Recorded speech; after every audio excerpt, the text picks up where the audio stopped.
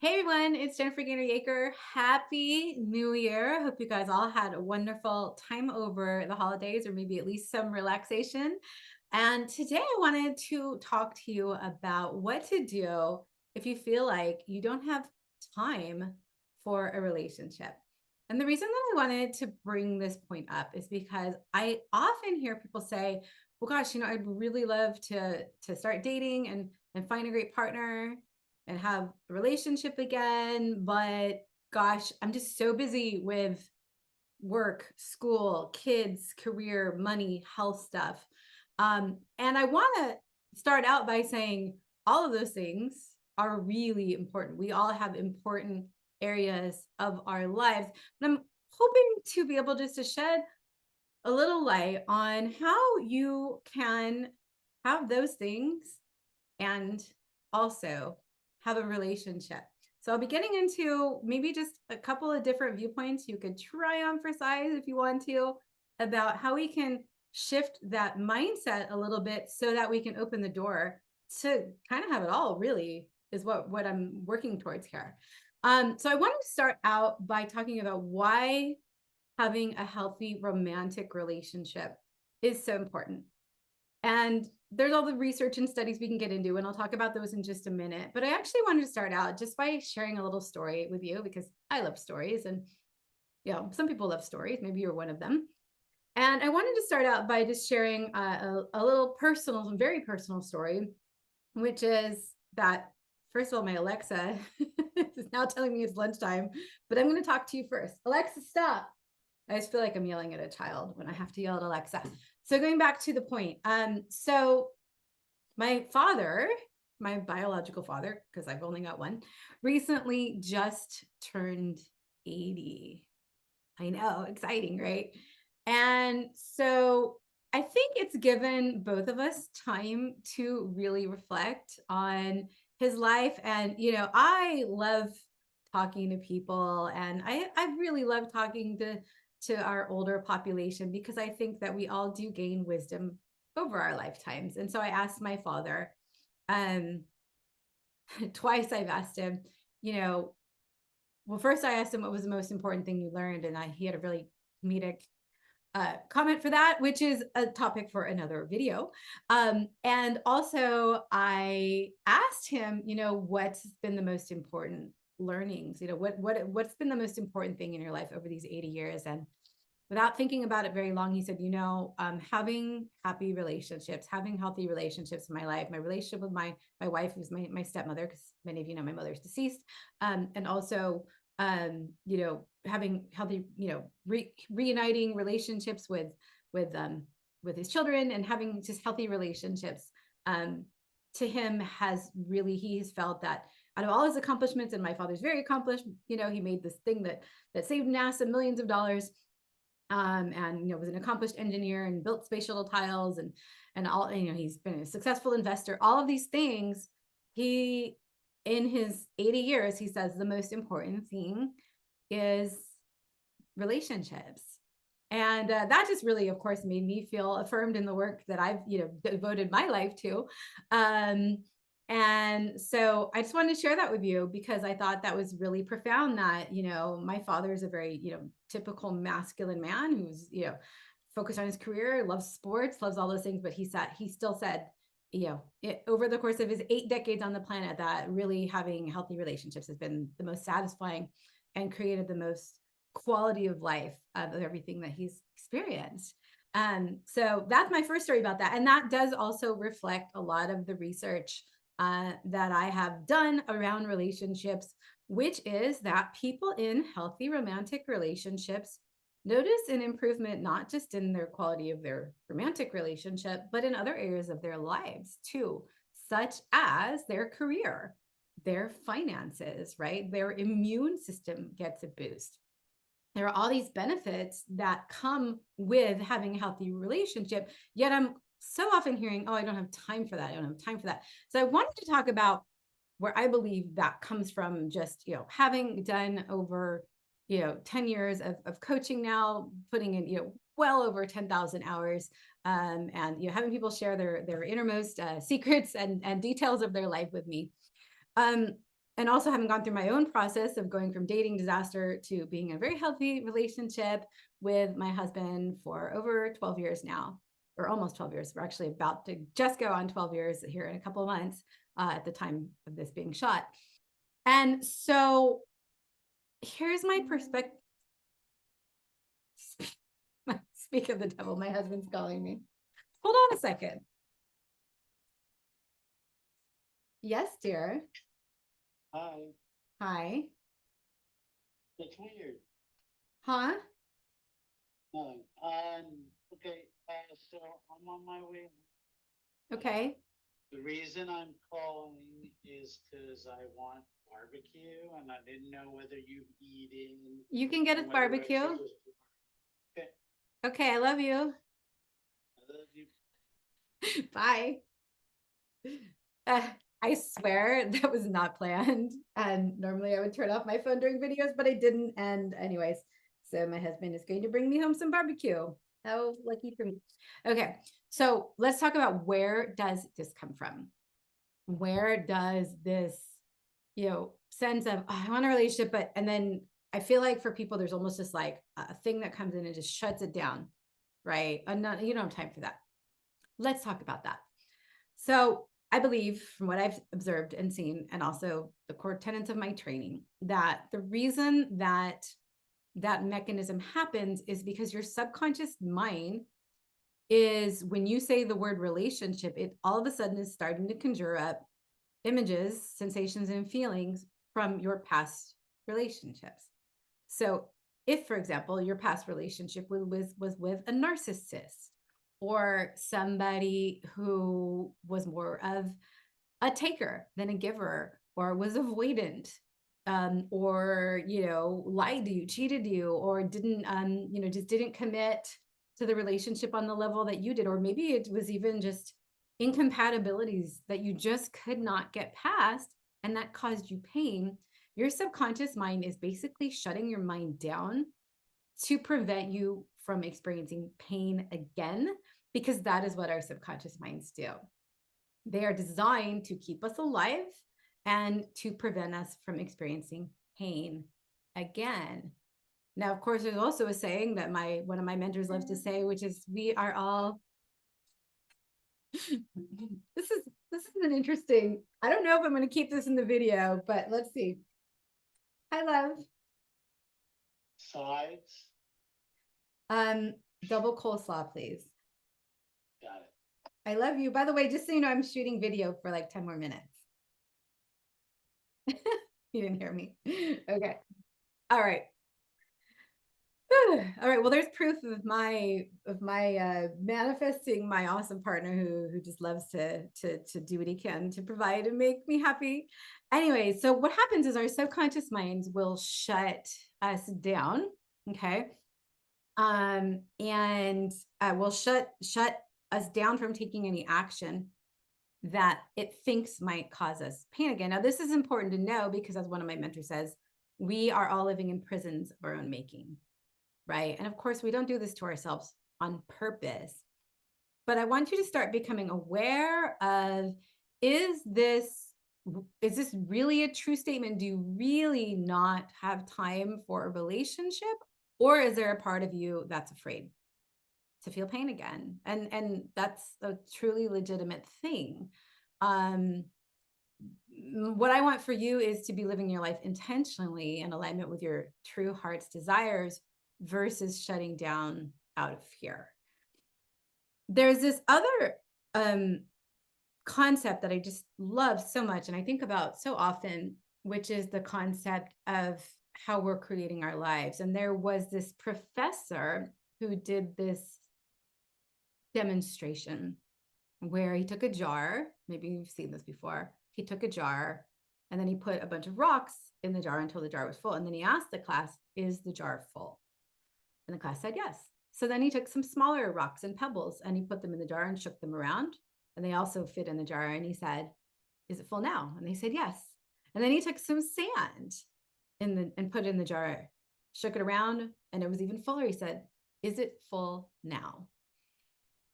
And they said yes. And then he took some water, or in one case, there's an example where the professor took a beer and poured in And of course, it was able to fit into the jar. And he says, "Is the jar full now?" And they said, "Yes." And then he concluded by saying, "This jar represents your life. If you put the big rocks, which represent the important areas of your life in first, then you should still have time for the other smaller things in your life." And I think it's just such a great example of that. If we focus on the important things first, like relationships, that we can still have time for other things like work, career, um, investing, finances, those things. And I'm not saying those things aren't important, because they absolutely are. Um, my point is that we can create our lives in a way where we have all the things. So I want you to consider, if we talk about the potential mindset shift you might be able to have here, I want you to consider that not all relationships are going to be like your past relationships, right? So just because your past relationships might have been draining or required, a lot of time, doing things you didn't want to do, or you didn't feel supported for who you are and what you want to do in life in that relationship, does not mean that a future relationship is going to be the same way. There are healthy potential partners available, right? There is the possibility of having a truly healthy, conscious, and even joyful relationship that adds to your life and supports you in your purpose and all the things that you want, versus detracting and taking away. And I think what's happened is so many people have experienced the latter type, the sort of draining relationships that just, kind of suck the life out of you and make you want to run for the hills and stay away from relationships. And then people are getting shut down. And then, of course, our mind will create reasons of like, why we don't have time for that. So one other thing that I would encourage you to consider is, I heard a coach say this once, and I just thought it was so profound. It's also stuck with me, which is, instead of saying I don't have time for something, say the words, "I'm choosing not to prioritize that right now." And if that feels aligned, great. But if it doesn't, just know that you have the option to reprioritize your life so that the things that are truly important to you in your heart and in your soul are the first rocks that you put in the jar. And by the way, if any of you want to see those, the jar and rocks video, just to kind of see a visual, I know many of you are probably more visual. If you'd like to see that, just let me know in the comments, and I can go ahead and drop that link in there so you can see that little video as well, because I do think it's definitely worth 5 or 10 minutes of your time to help you, stay in touch with your priorities and your values and what's really important to you in your life. So going back to the point, so just reviewing our points here, having a healthy relationship is one of the top things, if not the top thing, that you can do to improve your quality of life. And also, I wanted to share with you something else that comes up that's similar to "I don't have time." It's kind of like a cousin or a sibling of that notion, which is, I'm not where I want to be in my career, or I need to be making more money in order to find the right partner, or my soulmate, whatever you want to call that. Okay. So I wanted to share another story with you. It was very personal to me, which is this. When I met my husband, this is a true story.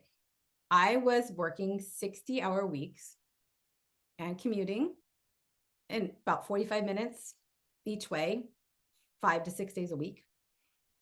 I was in debt to the point where I was concerned I would be homeless and or have to file bankruptcy, because my living expenses in Los Angeles were more than my income at that time. When I met my husband, he was he was even worse off than I was. He was unemployed and even more in debt than I was. Now, why am I telling you this? When I had gone to a soulmate manifesting workshop, and the creator of the workshop had said, I had asked her the question, what if you think you met your soulmate? And I wasn't talking about my husband. I was actually talking about someone else I was dating. I said, what if you think you met your soulmate, but they're kind of not where you want them to be financially? And she said, I have met people who were dirt broke when they met each other. And because of the energy between them, because of the manifestation power that happens in soulmate type relationships, she said they have become millionaires. And it was like a light bulb went off for me. I was like, oh, okay. So maybe we can manifest together instead of having to be like in the perfect place. Cause what is that really anyway? I mean, are we ever in the perfect place? That's not how we have a thing called hedonistic adaptation as humans. Like as soon as we achieve a certain level, we want to achieve another level. That's just how we're wired. We're wired to want to expand. That is human nature. Okay. So we're never going to be in the perfect place. That's a myth. It doesn't really exist. And so I had this shift in mindset that is not about where each either my partner or I is when we met. It's about what is our manifestation power going to be together. And I'm very happy to report that my husband and I are no longer in any debt whatsoever. We've been able to save money. We've been able to, buy property, flip property, and take other investing avenues. And are pretty comfortable now. And we created that together. So I encourage you to let go of the notion that you've got to be in the perfect place in your life, whether that's career, finances, age, right? I hear this all the time. Oh, I'm too old. Am I too old? Am I too old? There's a lot of, especially from women, right? We feel like we're written off if we're over 40. That's also a myth. That's another video that'll be coming out. And also, our weight or our physique, right? I think there's a notion that we've got to be our perfect weight or in our perfect physique. None of those things are true. Now, what is important is that we're doing the work on the inner to be free of the blocks that are preventing us from manifesting the perfect partner for us into our lives. That was the game changer for me, was hiring a coach who had the insight and the tools to help me identify the places where I was blocking myself, unblock them. And then, of course, what happened was instead of having to spend more time dating, I organically attracted higher quality potential partners. And by quality, I meant they were just better matches for me. Everybody has worth, and quality, I just mean by quality, they were what I was looking for and were someone who was going to be more potentially compatible with me. And then, of course, the fifth one of those better quality partners was the love of my life, my now husband. And we're about to celebrate our 10-year wedding anniversary and are happier than ever. So I want you to encourage you to consider that all of these notions that come from past experiences or mainstream thinking, like I want to encourage you to just invite yourself to release them.